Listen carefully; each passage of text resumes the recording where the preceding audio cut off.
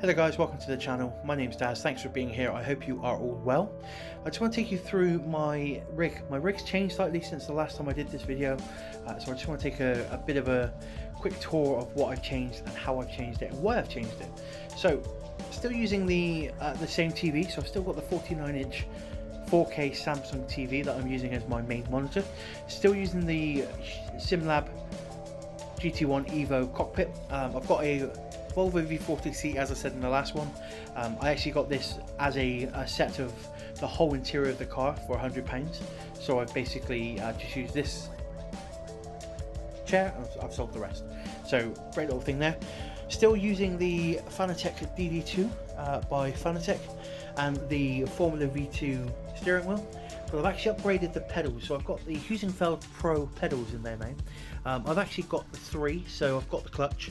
However, I don't use a clutch, so it's plugged in, but it's just underneath the base plate, so I don't use that. If I do need a clutch, I'll just use the ones that are on the back of the Formula V2 if I need them. I've also now got a Stream Deck, so the Elgato Stream Deck.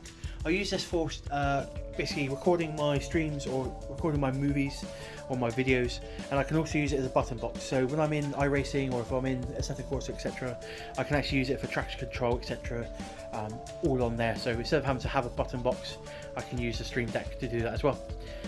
The other thing that I've added is basically the second monitor. So this is a 32-inch Bush TV, just a standard one we had lying around, and it was just not being used. So what I've got on here is I've got iRacing live timing, and I've also got iSpeed iRacing pace information. So when I'm in iRacing, I can basically have my my last lap and my best lap optimals, etc. I can see my live timing instead of having to worry about the relative on the black box within iRacing. It's just easier to have. If I'm not using it for iRacing, then I can just use it as a second monitor for social media or for Stream Deck for OBS, for me to be able to stream things. So yeah, it's just a nice little thing to have a second monitor. So coming back to the main monitor, as I said, I'm using OBS 2.25.0.1 as my streaming service, and what I'm actually doing is I'm using it on my main computer just as a recording device. So what I'm actually doing is I'm taking it from there over the network. It's then being sent to my MacBook Pro, which is down here, and it's actually being recorded on the MacBook Pro. So instead of me using processing power on the Mac, on the actual PC, it's being done on the Mac. So all it's basically doing is using something called NDI output on the Windows PC, and that is then sending it to the Mac over the internet.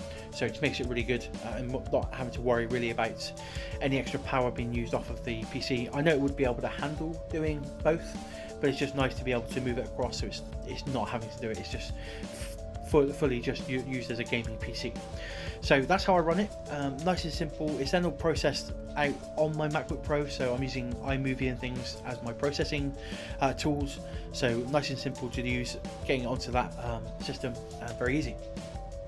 So I've got a couple webcams. I've got this webcam here, which I'm not really using yet, but I will need to plug it in and actually get it all set up. The second webcam, I will come around the back of the rig and I will show you. So the second webcam is just there on the right there. You can just about see it on the bottom there, and that's pointing down to the pedals. So that's giving me my pedal angle. And what I've got is just a standard cheapo flood lamp that is basically my light for my pedals. So when I'm racing, I'll just turn that on. It will bounce off the ceiling, just give me a wash of light, and that will just light up my pedals. And then my other webcam, if I come around, is just up here. So just up above me, just on top of the above the door effectively. That's then going to be pointing down and then going into my